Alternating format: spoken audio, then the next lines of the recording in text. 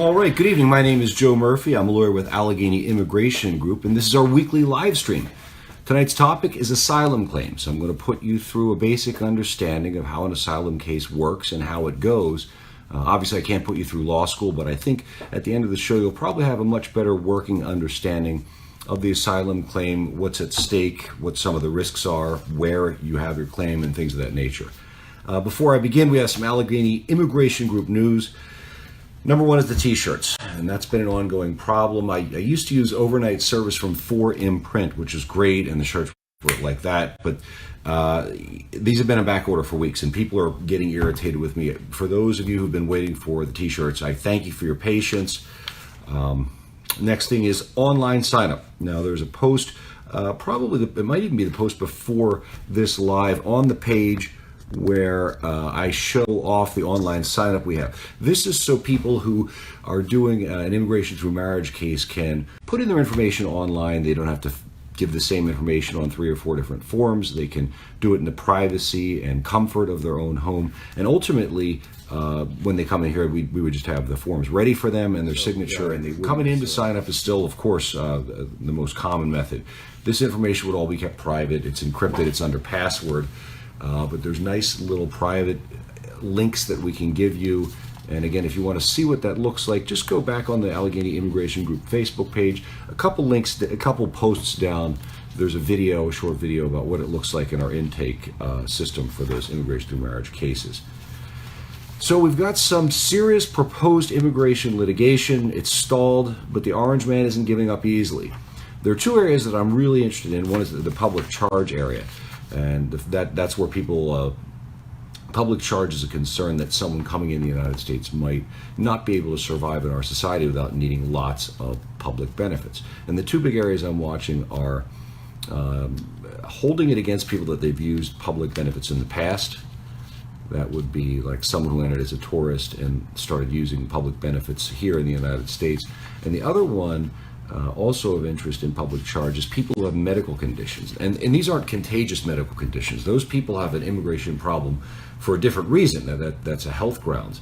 These are conditions that maybe aren't catching but are still expensive conditions. Someone trying to enter the United States, for example, with cancer that did not have their own health insurance or means to pay for cancer treatment would be inadmissible. And now these aren't the law yet, but they're proposed. There's some pushback, obviously, the courts get involved.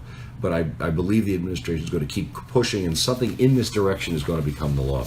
So I'm keeping my eye on those. The other one is the continuing abuse of asylum seekers. The proposed legislation regarding them affects their work ability.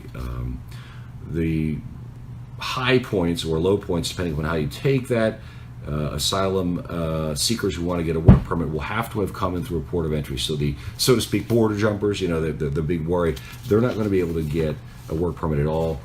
It'll be a longer period to wait, even for people who qualify for these work permits, up from 180 days before you can file to 365. And then, of course, only people who filed for asylum within 1 year will be able to get a work permit based on that. If you're interested in any of these topics, there's more information, there's lives and videos down on the Allegheny Immigration Group face page about all of them. On that note, we're a small outfit. We don't have a big advertising budget, and we rely on people just like you to share these videos. If you find this valuable, I would ask that you share it, even right now, to other groups that you may be a member of that may have members themselves who find value in this information. Please share these videos, ideally now while it's still live. And again, share it to groups that would see it as valuable. Don't share it to a Lego collecting group. That's silly.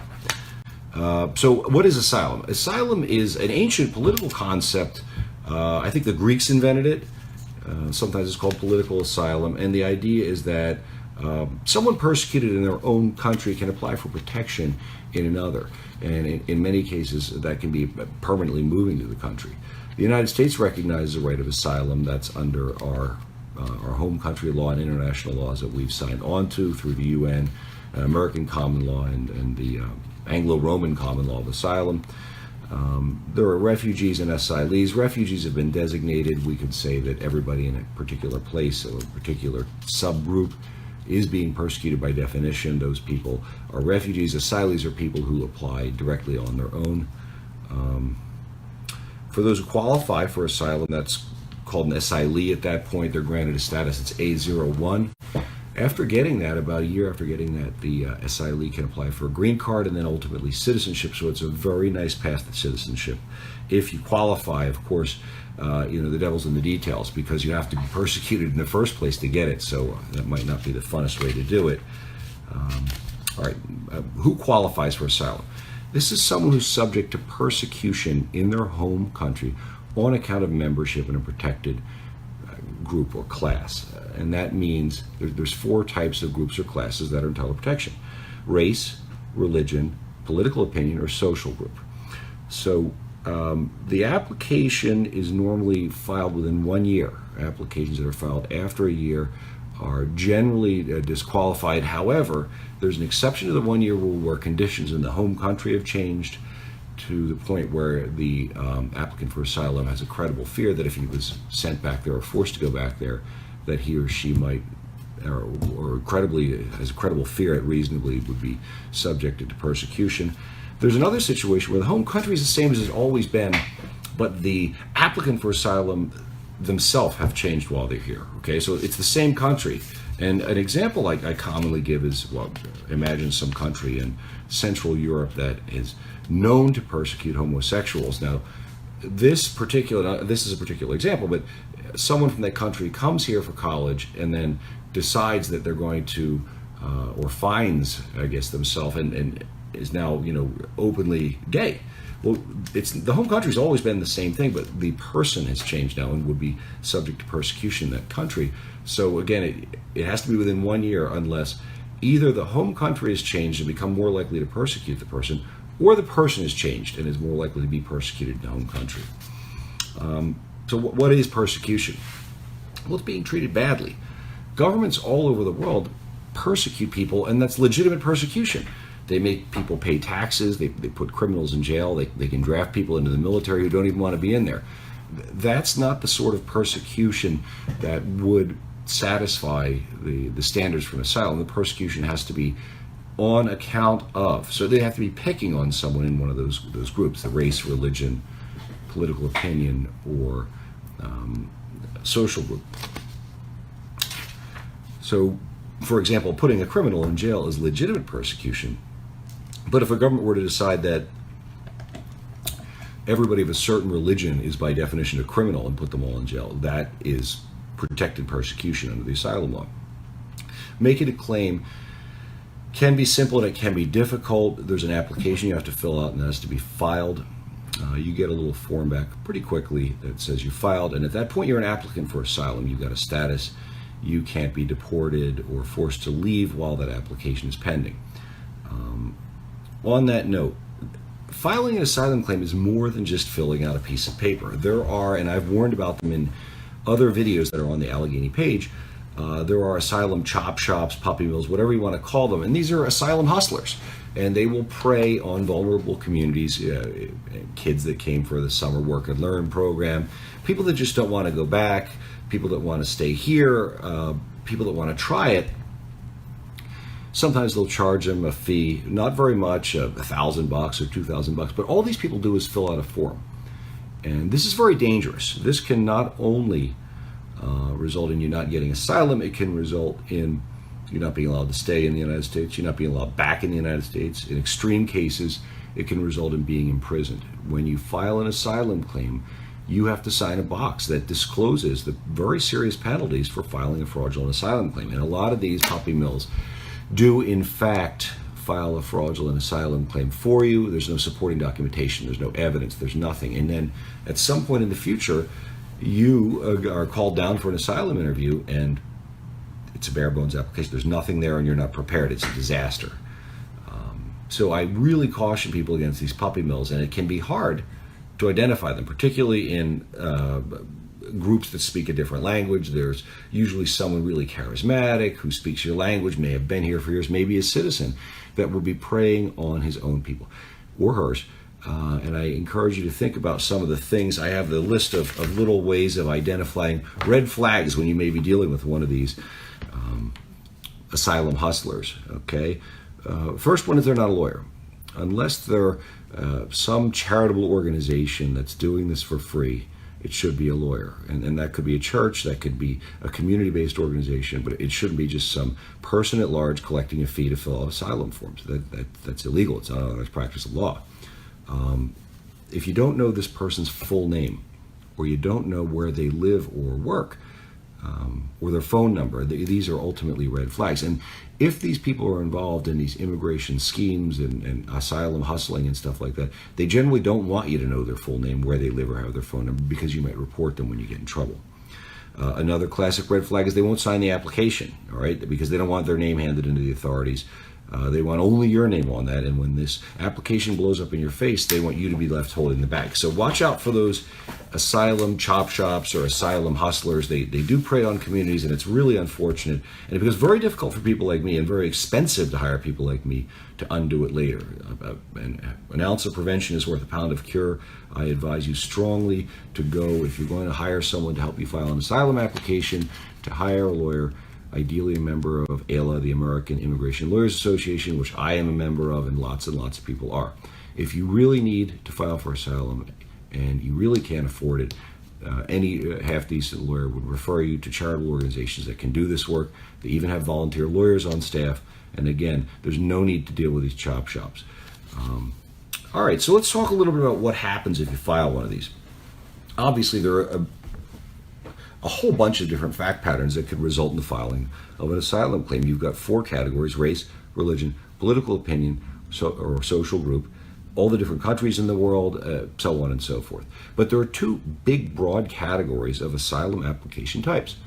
One are what are called affirmative applications. That's where someone gets in the country and under no real threat from the United States applies for asylum. They come in lawfully and ask for asylum. That's called an affirmative asylum application. Another category is called defensive asylum applications. And that's generally done where the person is in the country. They may have entered legally and overstayed. They may have entered illegally. Any number of things could have happened. But the United States is seeking to deport them. And in what's called a removal proceeding, that's the legal name for a deportation case, the government is seeking to throw the person out, to have them removed, so to speak. The person to be removed, the defendant, if you would, in the case, that's not really what it is called in immigration law, but the respondent to the removal case says in the middle of the case, okay, well, maybe even I am removable. Maybe I'm not supposed to be here anymore, but you can't deport me because I'm entitled to asylum. So that's asserted as a defense, and that's why it's called a defensive asylum claim, right, as a defense to being deported. We're not going to talk about those today. Today, we're going to talk about affirmative asylum claims. Now, my office is in Pittsburgh. I practice a lot in the Northeast and even Ohio, West Virginia, Maryland. A lot of the cases that I handle are affirmative cases, and those are filed with the Arlington Asylum Office. That's down in the suburbs of Washington, D.C., in a city called Arlington. The address is 1525 Wilson Boulevard. They're on the 3rd floor. The Arlington office building is kind of a nice building. It's a high-tech building. It's got a lot of neat features. There are telephone numbers and email addresses and fax addresses that are out there on the internet that are supposedly the Arlington office contact numbers. In practice, I've tried to call them when I had problems or needed something. They're never answered. It's very, very difficult to deal with, to get through to them. If you're going down there from Pittsburgh, it's about a 4-hour drive. If you have a hearing, even if it's an afternoon hearing, I strongly advise going the night before and staying overnight. You don't want to be tired or burn out when you do your hearing. See, there's some restaurants around there. We have the addresses if you need a special diet, and that could be halal, that could be kosher, that could be anything of that sort. There's even a gluten-free restaurant around the corner that we have the address of. Okay, so the stairs in front of the building, I'm not sure if it's handicap compliant, but when you get there, you'll be given an elevator assignment that'll take you up to the asylum hearing place. There'll be a lot of people up there. A lot of languages are spoken. You'll have people from all over the world. Their lawyers, their interpreters, their kids will be there. It's quite confusing, and you might be there for quite a few hours. So I strongly encourage taking some snacks with you. If you've got kids, take an iPad or cartoon books or something to keep them busy. Try and go to the bathroom before you go up there. The bathroom up there it's always a mess. I wouldn't tell you what I'm really thinking about it, but it's shocking the condition that bathroom is in at times. So prepare for a day in the rough, so to speak. There'll be a time printed on your notice, and the people come out. They're called like 7:30 cases, and everybody lines up against a wall on the side of the room there where everybody's waiting. And you go to several service windows. You'll be given a pecking order. You'll also receive an oath form at that time, but you don't sign the oath form there. The asylum officer is going to interview you, is going to want to see you sign that. Let me see if there's anything else interesting. So eventually you get called. The cases are called by the last 4 digits of the alien's alien registration number, or 3. It's usually 3, but if 2 people have the same last 3 digits, they'll use 4, and that's so people's names aren't called out. There are people out there who have the last name Hussein or something like that, or even might be embarrassed. Somebody in another clan heard their name yelled out. So nobody's called by name. Your name won't be yelled out. Just the last 4 of your alien registration number.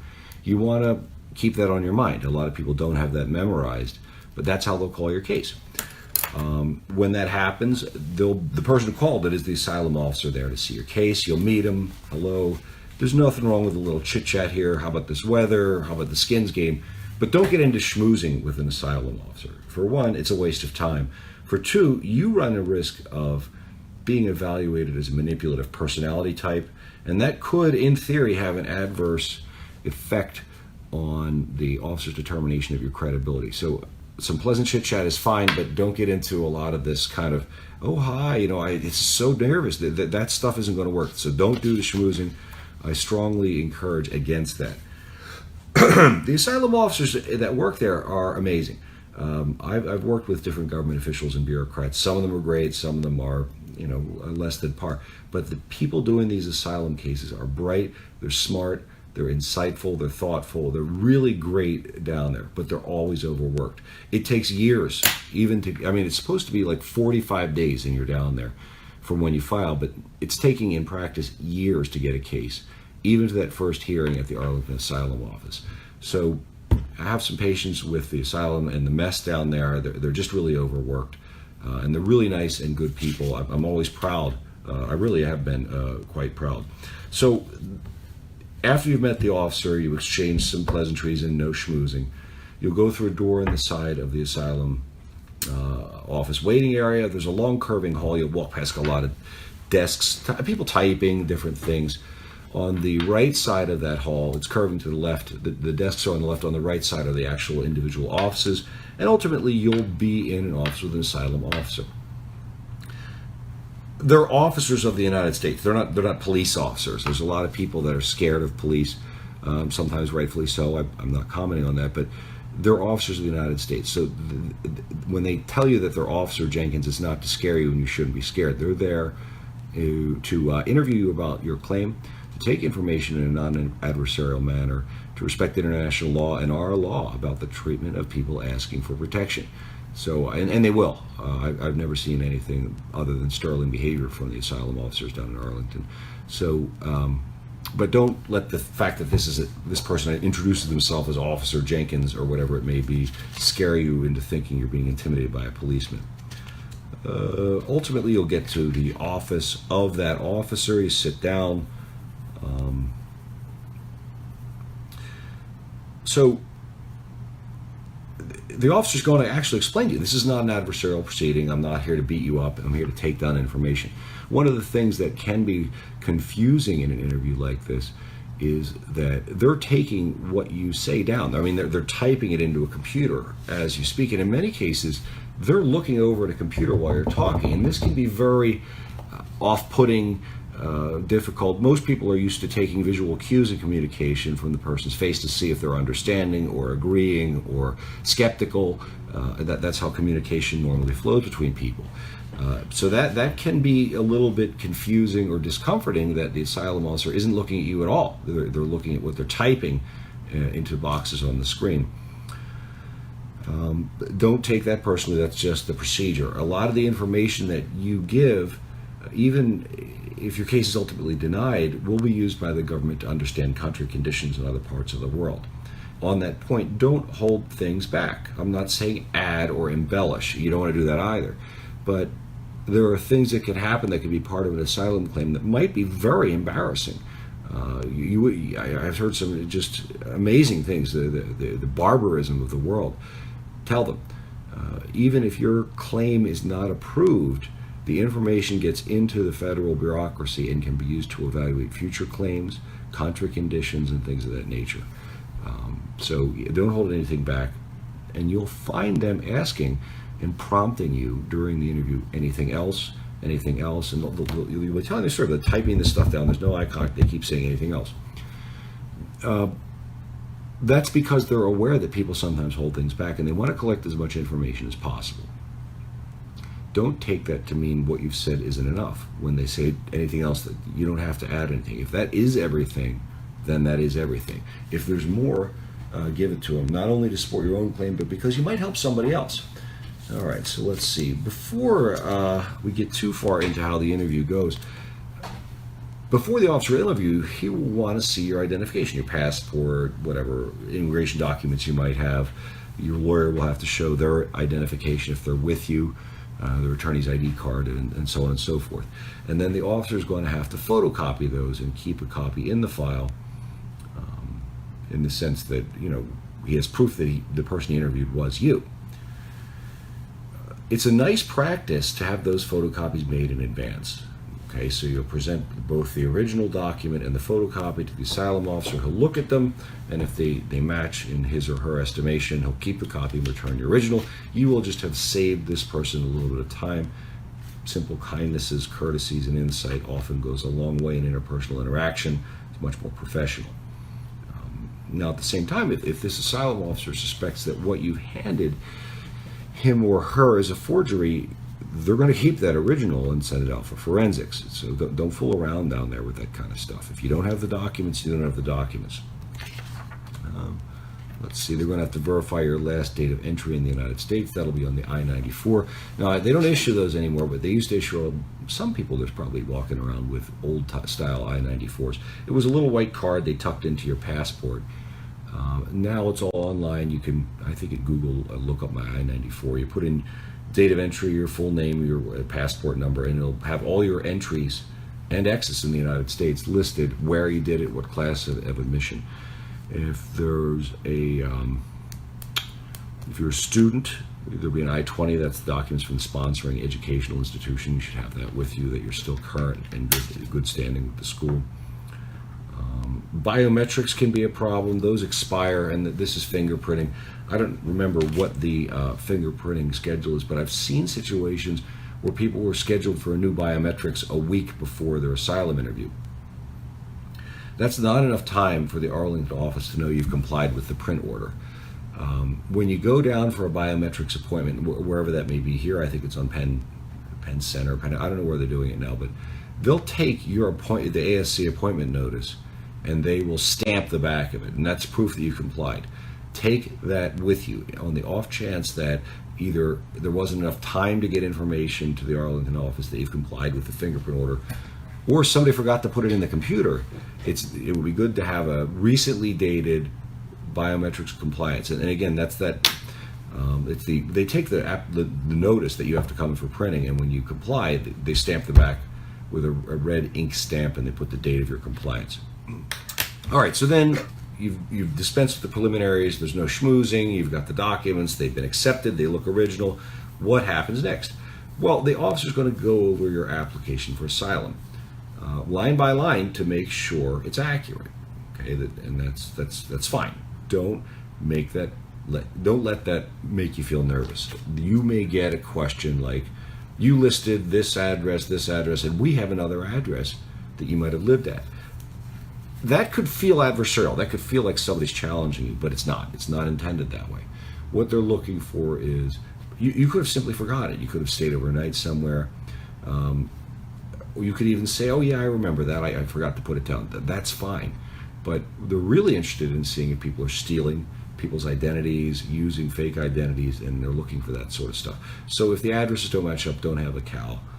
It's not that big of a deal, but hopefully you've listed everything out on that, and they're going to go over it line by line. They want to make sure that all these things are accurate. They want to clear up any discrepancies. They want to make sure it is in fact your statement and that it wasn't prepared, as I said earlier, by some immigration hustler who preyed on you. They're going to ask you to then sign that oath. Think of some other things. I had some notes here that I'm looking down at, so you'll forgive me. They'll ask you to list out the dates of your names and dates of birth of any children you've listed on the application, a spouse if you've listed a spouse. All this is double checking that this is in fact accurate, that this is in fact your statement and your facts, and again clearing up any discrepancies that there might exist in government records against your application. And as I said, if a discrepancy is noted, don't panic. It can feel like you're being challenged. It can feel like you're being accused of a lie, particularly with the officers making eye contact. If it's true, admit it. If it's not, don't. Lying to the government is always worse than forgetting to tell them something. Because a lie, it then becomes, what else did you accidentally forget? As you get into it, eventually you're going to be telling your story. Again, that's a situation where this asylum officer says, great, we've identified you, the documents all appear accurate, we've kept copies to prove that we interviewed you, you've signed an oath form, they've gone over the entire application, all the names, dates of birth, places you've lived, to make sure it's all accurate, in fact your statement, and truthful. And there comes a point in the interview where you have to tell your story. What happened to you? This can be very emotional. People cry, people get very upset. Don't make things up, but don't hold things back. And those are for the reasons I told you before. The government uses this process not only to evaluate and adjudicate asylum claims, but to collect information that may be used to help someone else in the same situation.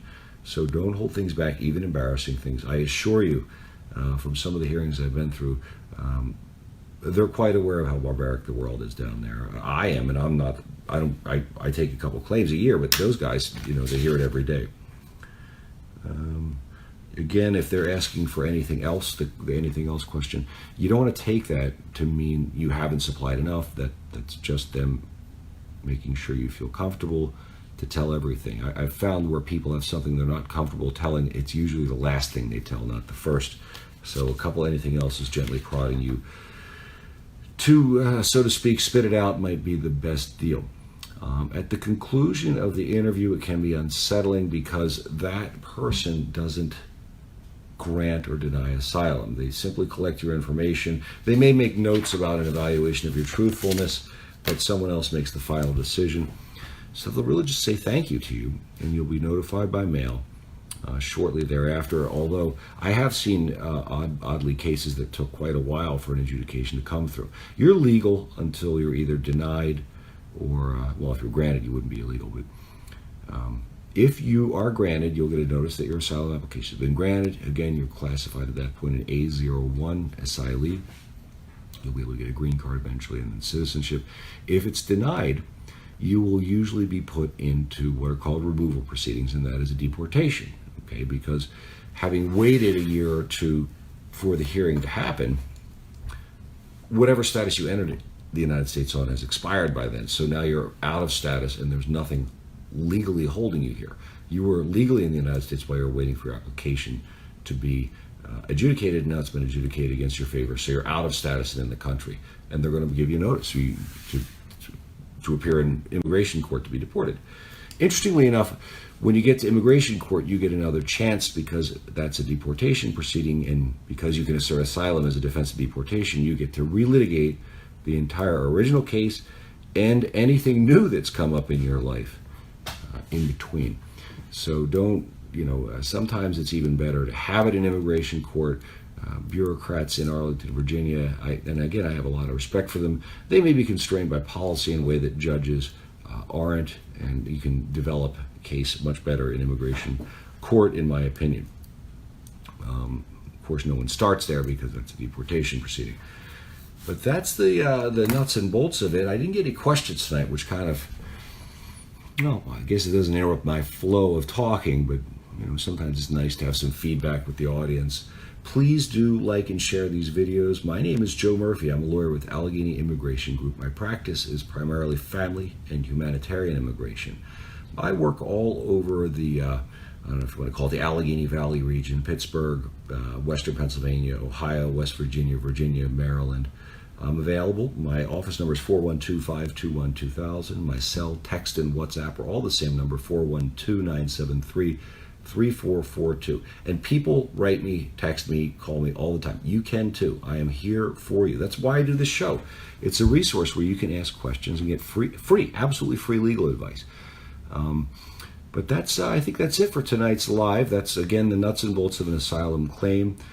If you have anybody has questions, of course, some of these asylum cases are sensitive. There can be embarrassing components. There can be difficulties in the case. If anybody wanted to talk privately about that, feel free to send me a DM on Facebook, a text message. You can call my office. I'm happy to talk to you. But that's all for tonight. I'm Joe Murphy. Thank you.